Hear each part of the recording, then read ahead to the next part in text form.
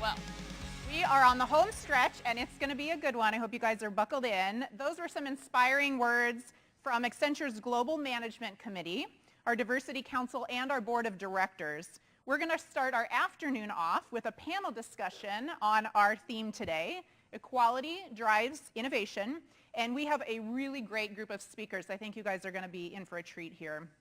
Our moderator is the perfect person to facilitate this discussion after spending her entire career focused on innovation. Renee Sang is a Senior Managing Director with Accenture, leading Accenture's Customer Innovation Network with centers in Chicago, Milan, and Shanghai. This is a network of dynamic forums for exploring and creating innovative approaches to address the challenges of retail and the CPG industries. She is joined by an impressive group of leaders from local and national companies. They will be introducing themselves to you, but join me in welcoming Renee Sang, Gene Reznik, Rita Fisher, Chris Trinetti, and Amanda Lannert.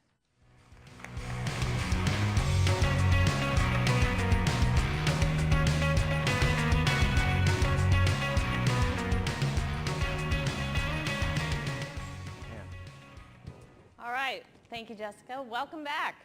How was your lunch?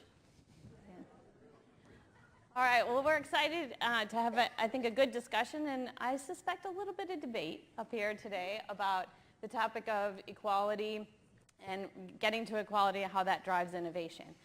So we're happy to have our panelists join this esteemed audience, and there's a great opportunity here, I think, for all of us to engage in a conversation about this.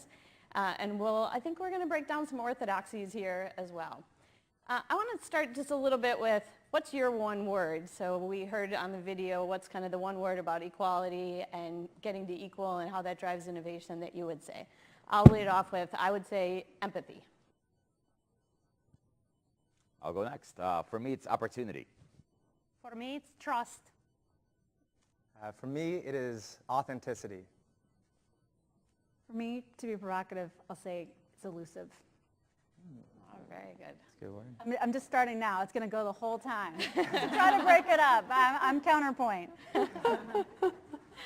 All right, well, why don't we get to know each of you a little bit. So let me start with Rita. Rita's the CIO and EVP of Reynolds Consumer Products and has had kind of an interesting journey to get to this point in your career. So maybe Rita can talk a little bit about just your background and how diversity and getting to equality and a culture of equality got you to where you are today. So I'll start by describing where I am today and talk a little bit about my views on diversity and equality and what I truly believe in. So today I'm in Reynolds Consumer Products. I started about a year and a half ago. I started as a CIO, had big dreams to come and change the company all in one day. It's taking a little longer. And then about a year into the role, I took on the responsibility for supply chain. A great company. We have a lot of well-known brands. I hope everybody is using Reynolds Wrap in your kitchens. Yes. I hope you, and I love for you to keep using them. Hefty is also our brand. I don't know if you use our garbage bags or not, but highly recommend. I know we normally not on the stage to talk about garbage bags, but it's the best one it is. Prior to joining Reynolds, I was with Kraft Foods for 22 years, and I would have to say had an experience in every function of the company, which is why I believe what I am today, because I had a chance to experiment, I had a chance to learn, and I had a chance to really understand what it takes to run a big company. Going back a little bit further, so coming to this country, I came right after high school from former Soviet Union, and coming into the field that is primarily male-dominated as a female, as well as with a very strong Russian accent that, by the way, doesn't go away. I was pretty timid and intimidated by a lot of very smart and very intelligent people around me that made some really big things with their career and their lives and were very outspoken. And it took me quite a few years to get my confidence back. And it took me quite a few years to make sure that I can contribute to the full potential. I do have to say I had to truly believe that my contributions matter, and they matter to the value of the company, they matter to the decisions that were made. And my biggest thing is I had to give myself permission to do that. It's not about others, what they think, it's about me, what I was thinking about myself, and how I was portrayed at myself. I do believe right now that, a lot of things I do, I try to nurture diverse talent. I do a lot of coaching and mentoring. I do believe it all starts and ends with people. Innovation is a great discussion. We all talk about innovation. We all want it. It's such a wanted thing, but how come such a wanted thing is so hard to implement, especially in the big companies? I've never been in a small company, so I'll let Amanda speak to that. But in the big companies, it's very hard to do, and because it starts and ends with people. Well, and as I understand it, Rita, you've come quite a long way. You are in the top 5 finalists for CIO of the Year, I understand, this year. Wow. That's awesome. And I guess I should say the only female of those top 5, so congratulations. Yes. I have a great support system, but they don't know yet. Amanda Lannert, the CEO of Jellyvision. I think you have a very interesting perspective on equality and innovation, both from an entrepreneurship and also from an investor perspective. Maybe you could share a little bit of your thoughts about how you got here.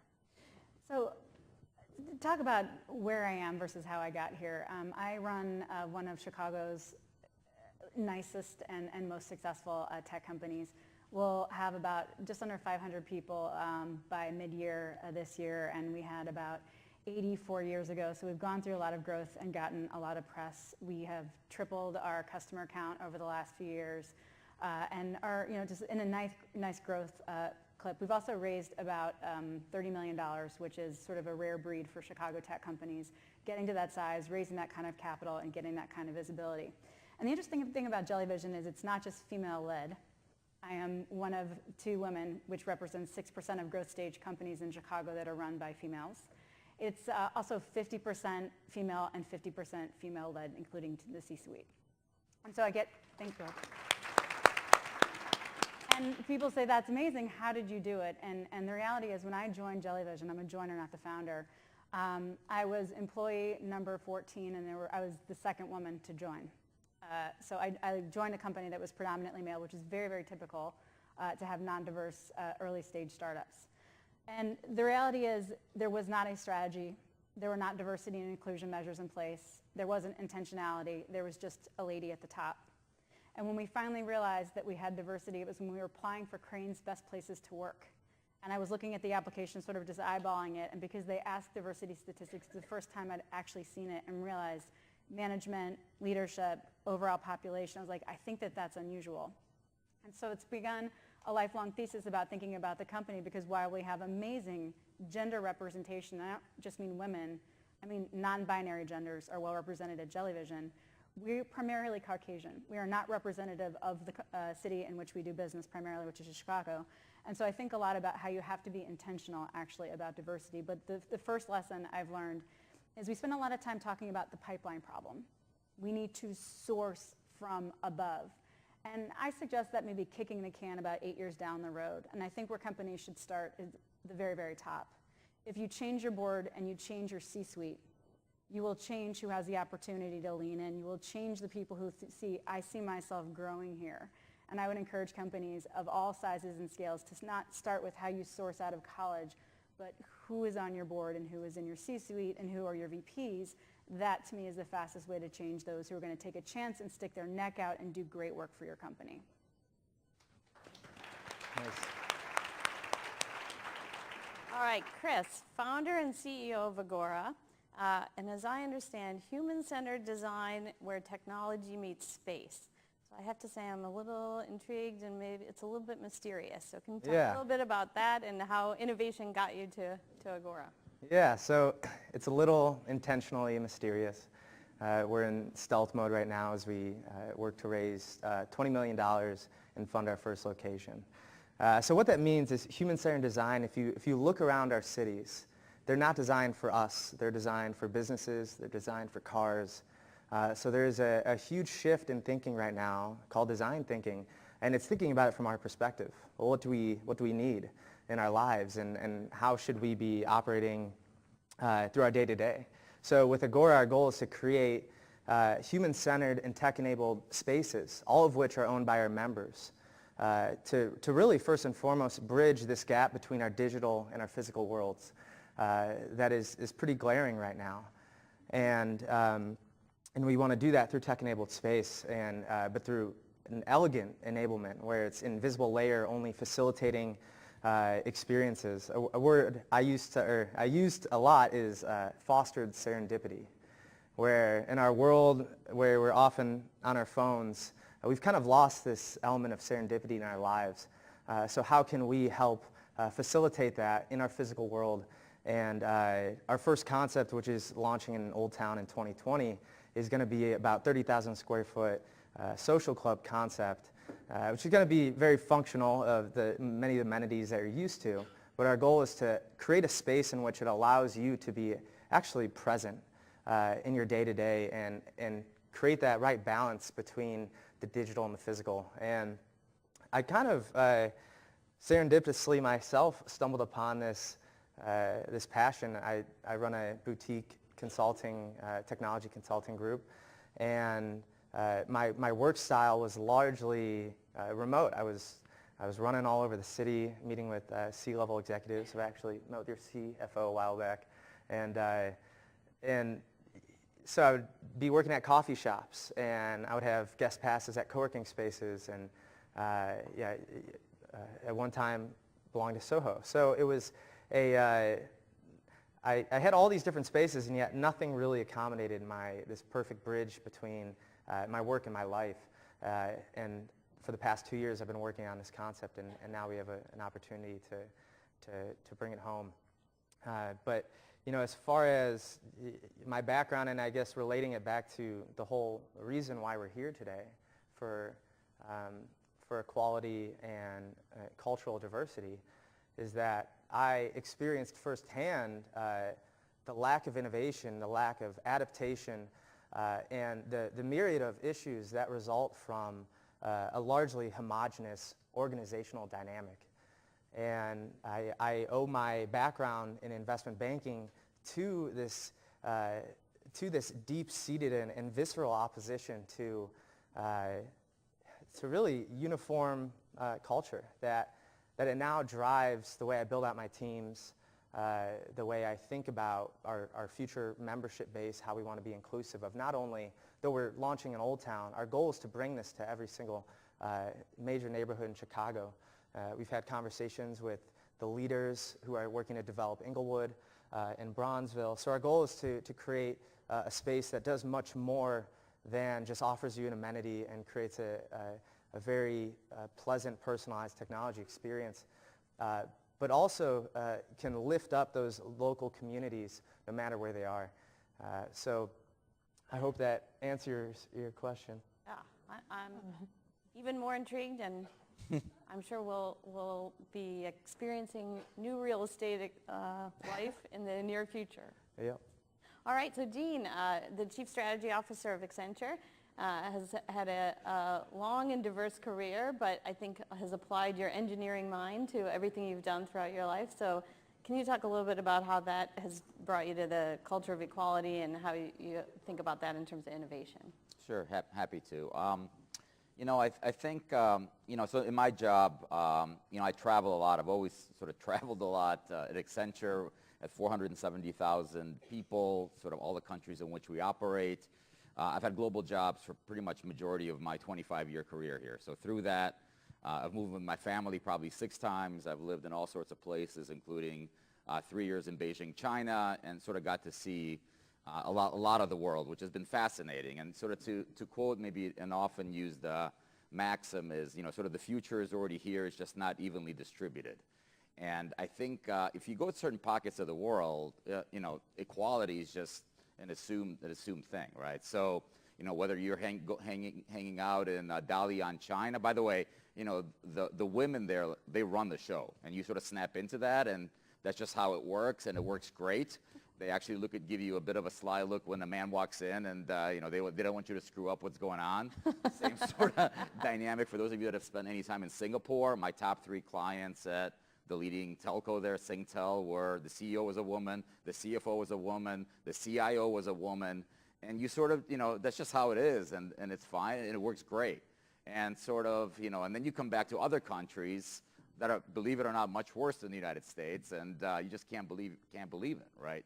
You just can't believe sort of how homogeneous the C-suite is. You can't believe just really the role the different the women have in the office. There's a lot of countries where women are the secretaries, right? That's effectively all you're going to get in the C-suite, and it's really disappointing. And by the way, it sort of correlates to culturally how hard it's for them to participate in the current environment. There's linkages of that to the GDP and growth and sort of some of the countries on that level really struggling. But what gives me sort of hope and opportunity and sort of my outlook on this is just really how effective, A, that equality happens in a lot of places of the world. B, I do believe we've made a tremendous amount of progress in the U.S. and the various companies that are represented here. So I think we're on the right path, and I've seen I think what the future can look like and does look like, and it's great. And I think that's sort of where my jump-off point into this conversation is. All right, great. Well, I'd like all of you in the audience to think for a minute about your organization. Do you know who your innovators are? Do you know where they are in the organization? Do you know how to unlock and unleash and let them be creative? As we talk about these things over the next few minutes, I'd like to make sure that we're getting to some insights and some maybe recommendations about how you can really find and nurture those innovators.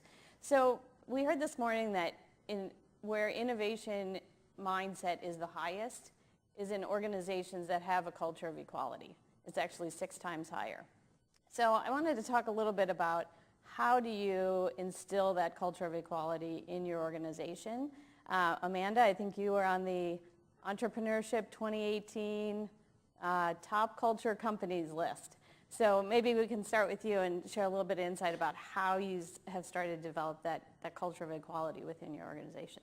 We try to hit the levers that matter most because there are really 2 buckets to consider. One is measurable, which is diversity. So we publish diversity statistics on a quarterly basis for our entire employee population for managers and then leadership, which is VP and above, and you can just see the composition across gender and race and age. We just publish it, so it's benchmarked. We don't have KPIs around it, but there's a mindfulness every quarter where we look at the company and we say, is it literally composed of the diversity that matches our city or that we aspire to have? And the answer is always no.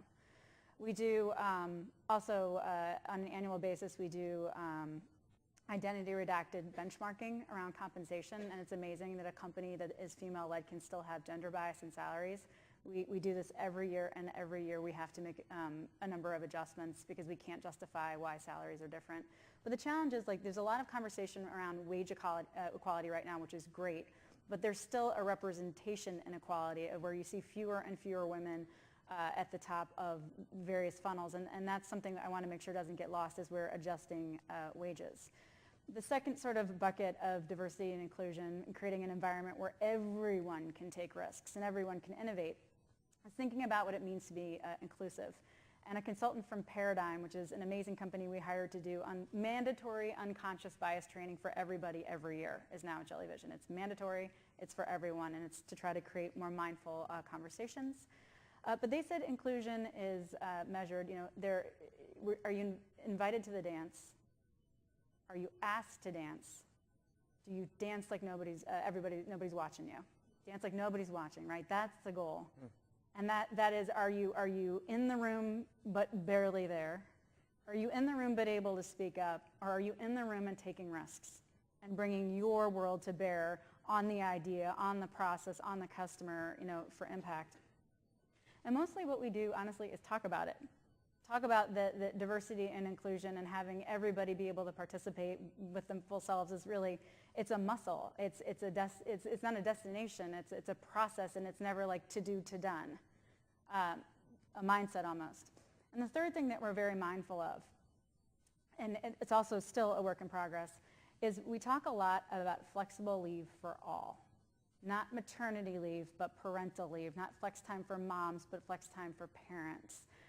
We've got to change the dialogue about who goes when the kid is sick and who has to leave to go pick up the kid from school. We have a number of dads that are like, I got kid pickup, I gotta go.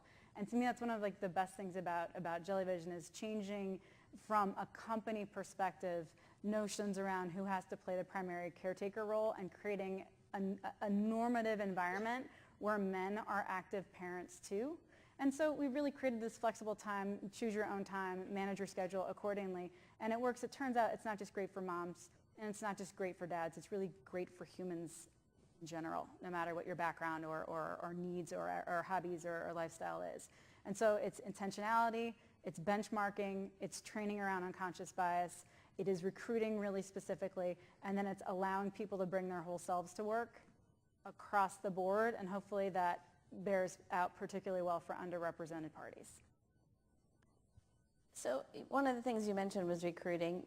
Chris, in your experience, do you think are you able to hire for the culture, into the culture of equality? Are you able to look for innovation in your recruits? How do you think about developing the talent so that you're not only in a culture of equality, but able to really nurture innovation? Yeah, so this is very top of mind. We're currently focused on hiring. We have two other founders, a CTO and a CXO, Chief Experience Officer. So I think about this a lot, and actually when I think about this, something else comes up that's completely unrelated, and I probably shouldn't tease out concepts on a panel, but I'm going to do it anyway. So habits come to mind, and as we know, habits, they form over the course of months or years, and they either work for us, good habits, or against us, bad habits. And this is probably relevant because I just read a book called Atomic Habits by a man named James Clear, and he says that there's basically a three-tiered system to developing habits. I'm going to string this all together. But there's like a three-tiered system to developing habits, and it starts with changing the outcome. So let's take the fairly ubiquitous example of weight loss. So the outcome, we want to change it, we want to lose weight. And then you move into the second tier, which is the systems or the processes that we use to do that. And that is the going to the gym 5 days a week or eating healthy meals. And then if we are to be disciplined enough to follow through on that, then we can finally change the third and most important tier, which is our identity, our self-perception. I am fit, I am healthy. So when I think about this topic of creating a culture of equality, I think that over the past several decades, we have gotten into, first let me back up. He says that that's all wrong, that system is wrong, and instead we need to focus on changing our identity, changing first our self-image. So over the past several decades, we've gotten to the really, really bad habit, to phrase it very lightly, of building and growing unequal organizations.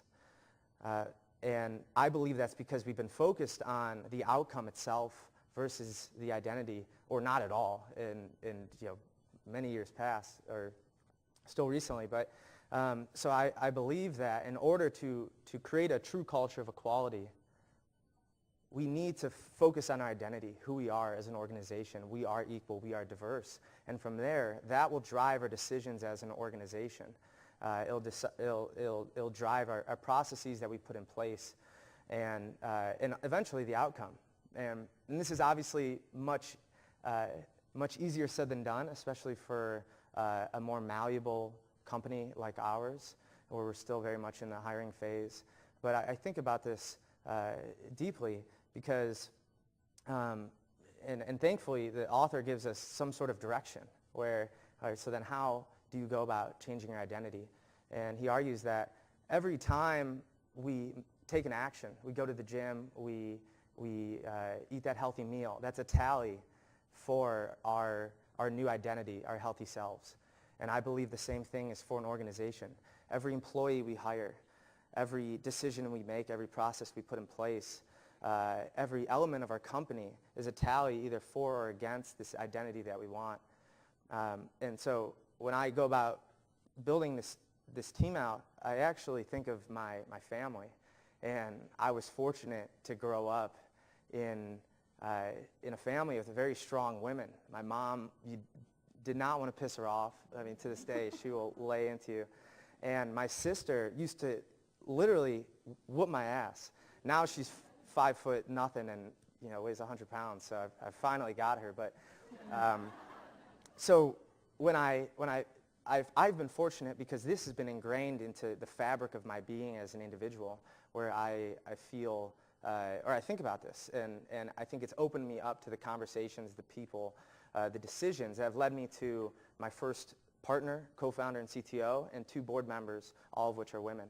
So I think when an organization, big or small, needs to think about this and be mindful when you're making decisions and where those decisions are stemming from, because there's a big difference between, hey, we need more people of color and female on our development team, and we need 5 black female developers by Q2.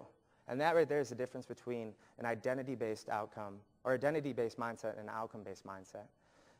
So that's how I think about it, and I think about it, the habits that we're not really thinking about on a day-to-day basis. So I think the point around identity and being able to do that and hire to that and shape that in an entrepreneurial company, in a growing company is it has challenges unto itself. Then you translate that to larger organizations. So maybe Rita and Gene, can you shed a little light on, we're challenged, I think, by some of the questions this morning around, is it really solvable? And in big organizations, can you really foster that culture of equality? What are some of the insights and ways that you've gone about that within Reynolds and then Accenture? So I'll start. In Reynolds Consumer Product, as I joined, like I told you, I had big dreams. I wanted to change the company. I wanted to think about how do we transform through the power of technology. There were so many opportunities that I wanted to go after, and very quickly I realized I can create the best project plan ever. I will create the best roadmap, and I will hire a diverse candidate, but that's not going to be enough. What I realized, I had to drive a culture change. And in the big companies, it's harder to do. But I truly believe that culture starts with each one of us. And one of the things I do on a daily basis, mentor, coach, and nurture diverse talent.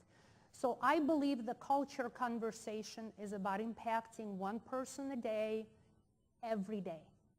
And I actually had to step back because when I came in, I asked myself whether the company had a purpose and a vision that was inspiring for me. And when I answered myself that I was not inspired by what I saw, and I brought this to a lead team, you know what happens when you bring a great idea? You end up going to do that.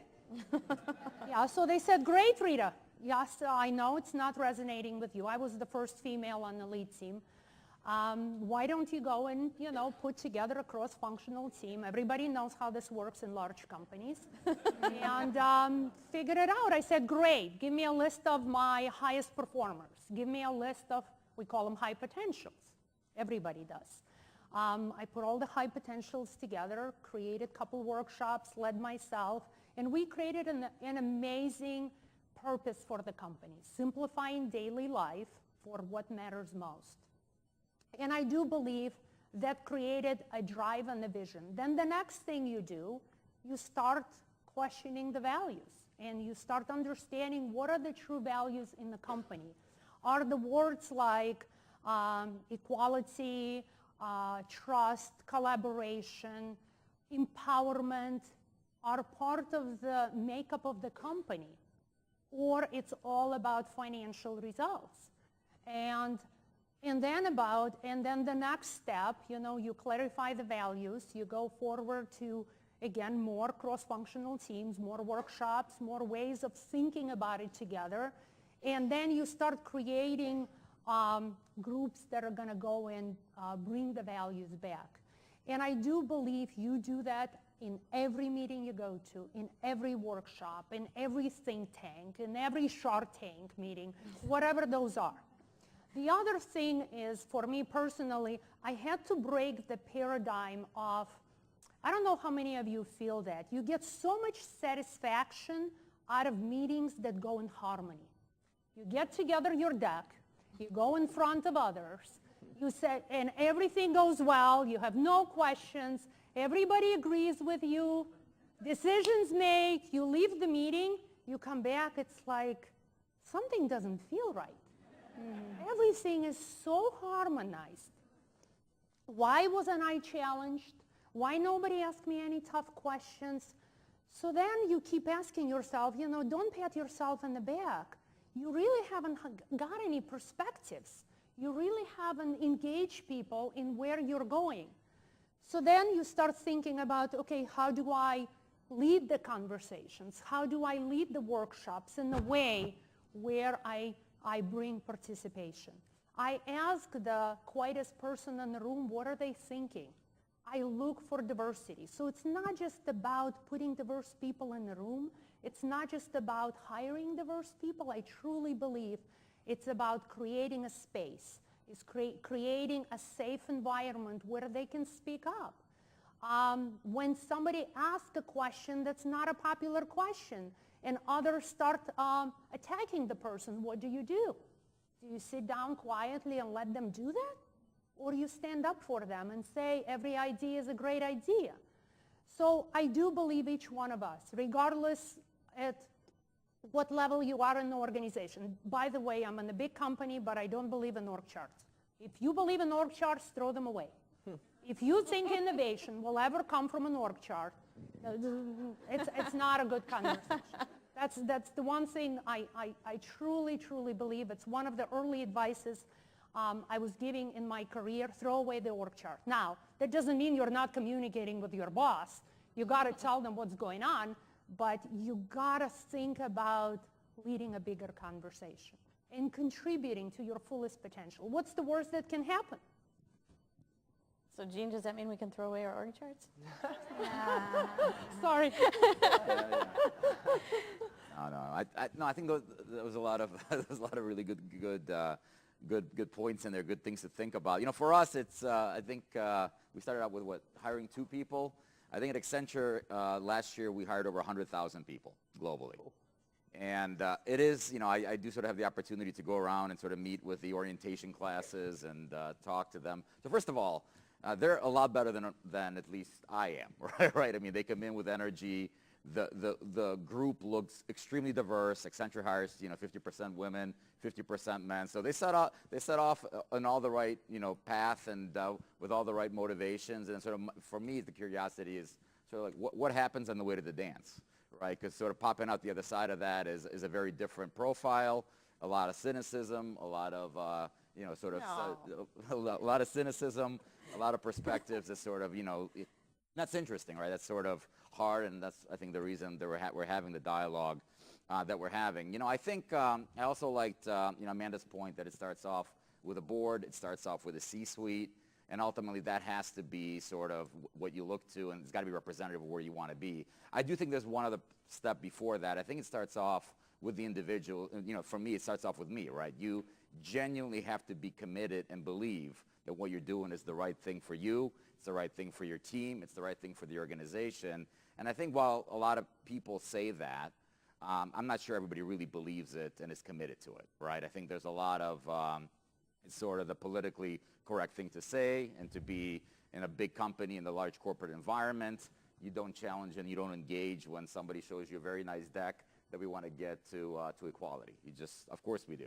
Right, and I think there is, of course, we all recognize that there is a lot of that happens, and I think as individuals, I think, by the way, I think finding the individuals that you think you can talk to, that can be real, and actually you could do a bit of, you know, could be you know, sort of a brother in arms or a sister in arms in this particular dialogue, I think is really important. I think we all know the people that genuinely are committed to this agenda. I think those are the people we work with. You know, I was just at the big security conference this week. It's called RSA, for those of you in technology. The conference was in San Francisco, and I was invited to a breakfast meeting, and it was the ladies, the security of the federal government, and some of the CISOs from around the United States. What you find is they talking about the DHS. I didn't know the Department of Homeland Security, the security part of that organization are pretty much all women. They've been mentored by women. They grew up as women, and they're sort of saying, hey, listen, we. It's really fascinating. As I said, it's quite uneven. I walked in and, well, first of all, Kirsten Nelson is the secretary of DHS, is a woman. Her undersecretary, is a woman. So you sort of go down 3 levels of the DHS, particularly on cybersecurity, it's all women, right? And they've come from different parts, and I'm sorry?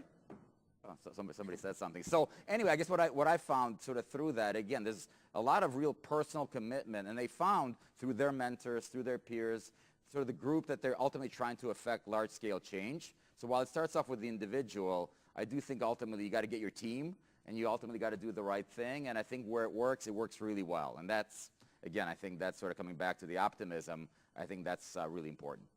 And to that point, it raises kind of the point around diversity and, not being in a homogeneous group.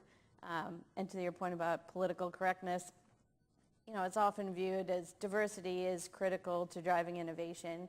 And yes, it is a building block, but the research has all found it's more about equality. So Amanda, I was fascinated by some of your thinking around friction and diversity. And so I guess my question to a few of you is, how do you think about, how important do you think diversity is to driving innovation vis-a-vis, is it more of a result? So I'm going to come at it from a small company perspective, a startup perspective, which, to be honest, drives a tremendous amount of innovation. But first things first, companies don't innovate, people do. So it's just finding the right people in any size organization. But one of the things I've noticed is that the most innovative companies, the companies that have spawned the most patents, the most breakthrough technology, the game-changing applications that are now our day-to-day lives, they're incredibly not diverse. You rarely see a 22-year-old founder partnered up with a co-founder who's a 57-year-old almost retired. It just doesn't happen. They're birds of a feather. They drink the same beer. They go to the same places. They're of probably the same socioeconomic upbringing. There's a tremendous lack of diversity in early-stage technology companies that are truly, truly driving breakthrough innovation. I think that the optimistic thing is there's a saying, a proverb I'm going to get wrong, that is something like, if you want to go fast, go alone. If you want to go far, go together. That's actually true about diversity. If you want to invent quickly, be not diverse. Be birds of a feather. Finish each other's sentences. Read each other's minds. Have no ambiguity between the two of you. But if you want to be impactful, if you want to have something that is broadly applicable and not niche, you have to have multiple perspectives. And in fact, that does take HR and coaching and training and better communication than it does when everybody's mind meld and birds of a feather. But it in fact builds the kind of technology or the kind of products or the services that can really, really change a broad swath of lives. So it is perhaps not how we truly invent, but scale in any kind of meaningful way requires different frames of thought to be successful. Rita, would you agree with that? Absolutely. Absolutely. I do want to say one more thing to the whole conversation. I think the discussion of authenticity and how we come across as leaders is very, very important in this whole topic of diversity and equality. Because I do truly believe that the more open we are with ourselves and with our teams, the more authentic we are, the more we work on things that we're passionate about, what Gene said, the more others will follow us, and the better solutions will be. And the more safer environment we create, and the more opportunities we'll create for others. So I do believe leading from your heart and really being authentic while you're at it gives everybody else possibility to do the same. And then solutions are always better. Always better. There is no doubt in my mind. All right. Well, we're going to open this up to all of you. And I would encourage you to not only ask questions of the panelists, but of each other as well. And I guess if our panelists have any questions for the audience, we can flip it around as well. So I want to, if you don't mind, there was a question early on about the big company and how do you innovate, and big projects, if you fail, you're pretty much likely going to lose your job, just so you know. But that is a true statement. In a big company, if you take a really big project, lots of money, lots of benefits, and if it doesn't go well, the chances are you're not going to continue growing. But I think what I've learned is the best way to do it is breaking into small chunks, and I call it fail early. Because you gotta, and I think there were a lot of entrepreneurs on the stage talking about you experiment as you go. The whole notion of being agile and agile methodology and a lot of things in technology that's right now allowing you to innovate and iterate. We don't have to eat an elephant all at the same time. But as we learn, as we break it into smaller pieces, and as we test it on, and as we continue going. And I believe for a bigger company, that's maybe what innovation is about. Because you take on the big chunks and you don't do well, guess what? You're probably not going to be around. duly noted. And I've tried that too. All right. Questions? Responses? Post-lunch lull. Yeah, it's after lunch.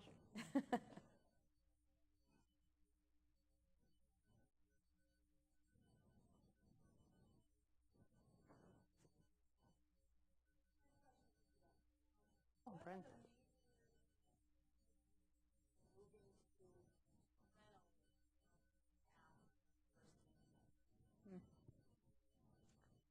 So I'll repeat the question. What are the major differences I've seen in diversity in Reynolds moving from Kraft? Kraft, the days I remember Kraft Foods, have been an exceptionally diverse company. And we brought, and again, in Kraft, I've had a lot of global roles, and very similar to Gene, I traveled quite a significant amount. And to us, you're being part of a global company, and there are so many folks coming from other countries. I got to the point at some point where I didn't even think any different. Like, there were teams where they were, in Chicago, where there is nobody on the team that has been born in the United States. I mean, it was an exceptionally diverse company prior to 3G acquisition. I'm not going to talk about after what happened. But prior to 3G, I felt like that's where a lot of innovations were taking place and a lot of new ideas were created. And then moving to Reynolds, Reynolds was more traditional company. And even so, I had big aspirations. Like I said, I wanted to change it all at once. I got kind of hit with a hard reality of if I don't change the culture and if I don't bring more diversity and more equality to the culture of the company, I wouldn't be able to make a change. So I would say it's been a big learning experience for me. And I did have to, there were, I want to thank my support system. I have a lot of beautiful ladies here with me from Reynolds Consumer Products that help me and driving culture change daily.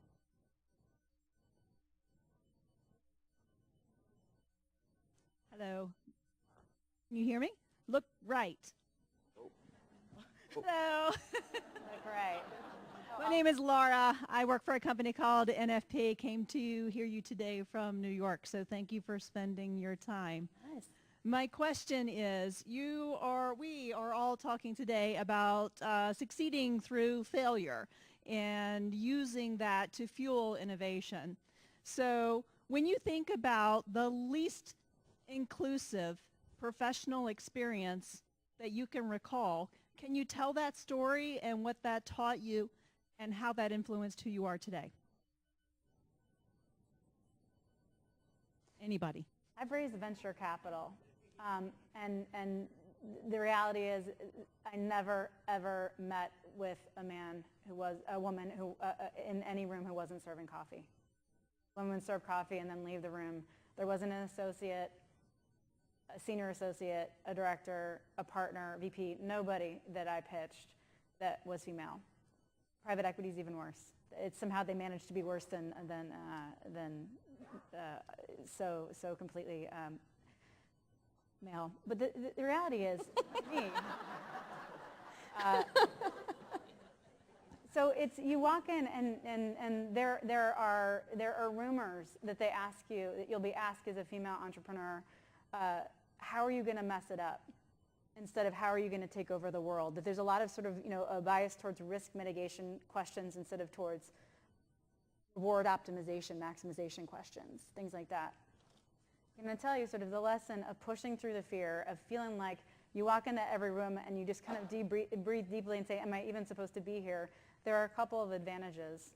One, there is never a line for the restroom, ever. Ever. I get the whole thing to myself every time. And the second thing is you get attention. You get the meetings. It's an unbelievable time to be a woman seeking capital. It's an unbelievable time to be sticking your neck out. There's never been a better time because they want to hear what you have to say. And so the scariest times, the hardest rooms I've ever walked into turned out to be some of the most welcoming. And my career is not one that isn't marked with failure. It's littered with failure and pretty public failure as well. And so the lesson is like that when you start to have like the butterflies, like I'm out of my comfort zone, which is 90% of my life, to be honest. But that moment of like the butterflies, you have to tell yourself mentally, this is where the growth happens.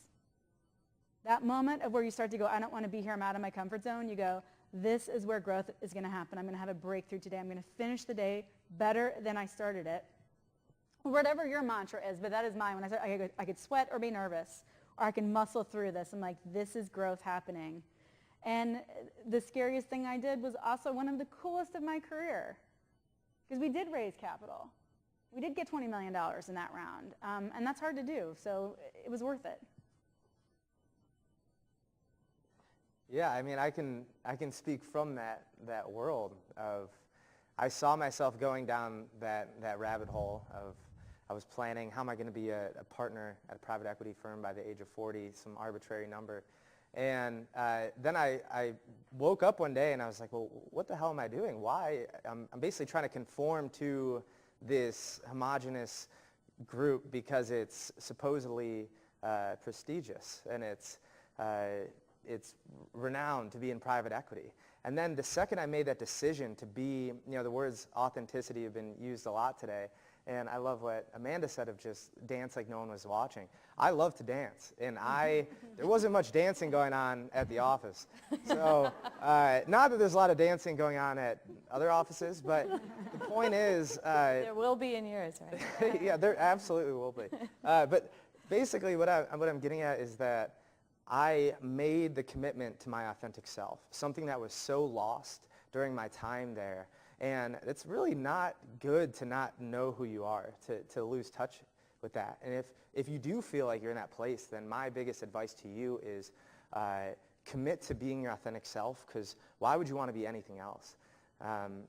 There's a quote by Emerson. He says, to be yourself in a world that is trying to make you everything but is the greatest accomplishment. And I truly believe in that. So I think, to your point about cultures of where there's not equality or like finance especially, that's the quintessence of an equal industry. So I believe that you should be pursuing your authentic self against all odds, because that's the only way that, all of us are unique. We're just like these bodies that have very unique data sets that we pick up from nature and nurture. And then nature or nurture 2.0, which is just what you read, what you listen to, what you watch, who you talk to, who you date, who you surround yourself with. And that is why each and every one of us are so unique and capable of innovating within each of our organizations. So anytime you're in that situation, I'd say get out of there, because there's so many other places that you can go that will champion you as the unique person that you are, and contribute to the innovation that is very much needed. Just to go back and put a slightly finer point on my story, better than just raising the capital, I realized that if you change who writes checks, you change who gets checks, and therefore you change who has a chance to grow a really great business quickly. And so out of that, I started becoming an angel investor, and I'm really active through Hyde Park Angels, and it's my favorite hobby job. I'm incredibly involved. I meet a ton of entrepreneurs, so like facing the fear has in fact turned into something where like I'm a really active investor right now, because if you change who writes checks, you will change who gets checks, and you will change who grows quickly. And so that's like fear all the way to the side of like new hobby job that I love. All right. Second scene. Good question. Hi, yes, this message, well, it's not a message. It really isn't, it's a question. No, this question is for Amanda. So just hearing your passion, and it seems like you are very calculated and very intentional on the culture you want to set for your organization. So I would love to just get some insight on how are you delivering that message or holding your leadership accountable to either be champions of the vision that you have or actually deliver on those cultural expectations? So first of all, you lead by example. What you do is far more important than what you say. If you care about hard work, don't leave the office every day at 4:30. Just what you do is, and I live and breathe it. Second, I've invested a lot in learning how to storytell around core values rather than being on loop. We don't have our mission written on our wall. We don't have our core values written down on a plaque that sits on everybody's desk. We storytell around it constantly, and hopefully with humor, just because it makes it more interesting to watch the day. But the reality is, I posit, it sounds like an argument because I always sound this way when I talk about everything, but I posit that the CEO owning culture is a myth after a certain point. There are people creating culture at Jellyvision right now in rooms, and I haven't even met them yet. And they're changing cultures. Culture isn't an ideal. Culture is behavior. Culture is to do. And so the best thing anyone as a leader who has intentionality around culture are two things. One, hire intentionally and thoughtfully. And it doesn't mean slowly, because you can't hire slowly if you have people hiring 100,000 people a year. But you have to have a process that really curates an opportunity for people to lean in and lean out based on whether or not they're going to be additive to your culture or not. And the second is you have to part ways with people who don't fit. It is one of the hardest things to do, but talented jerks will not have a career at Jellyvision. The jerk will get you fired. And it sucks because talent is so hard to find, but like we just know again and again the cost of it.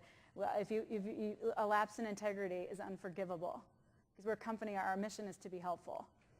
And if you're a jerk, you're not being empathetic. I mean, it all plays together. And so really it is lead with example, storytell over and over in the most compelling of ways so people can see examples written in stone.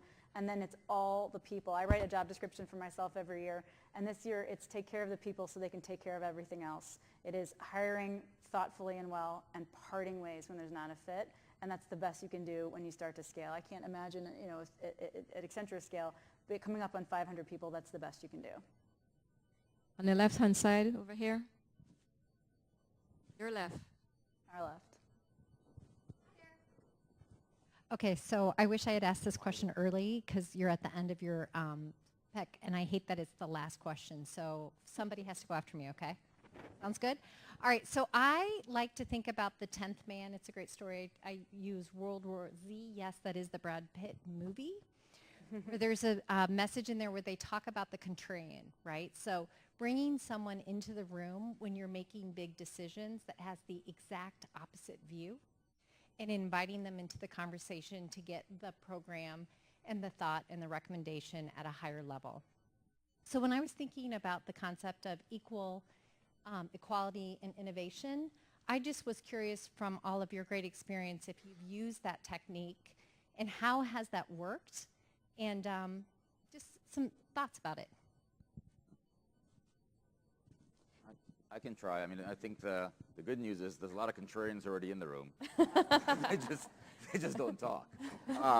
So, I think, I do think it's actually, was said earlier, Rita said it, that, getting creating actually a safe environment for people to articulate their views, even if it's not popular, there's actually quite a bit to that, right? And I think if people don't speak, they're not going to really resolve some of these things in their own mind. And I think for us, really trying to sort of do it in the right way, but ultimately try to have an open and transparent dialogue about some of these topics, particularly this one, which we know there is a lot of things that are unsaid in some of those meetings, I think is really important. So that's really what we try to focus on, is really try to get underneath it and actually have the dialogue.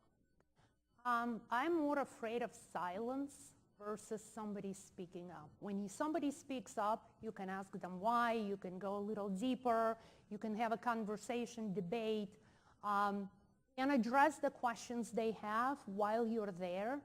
When there is a silence in the room and people don't speak up, that's a sign where something is not working, where I am not leading the conversation, where I'm not creating a space, where I'm not doing something. So silence is the one thing that I'm afraid of the most.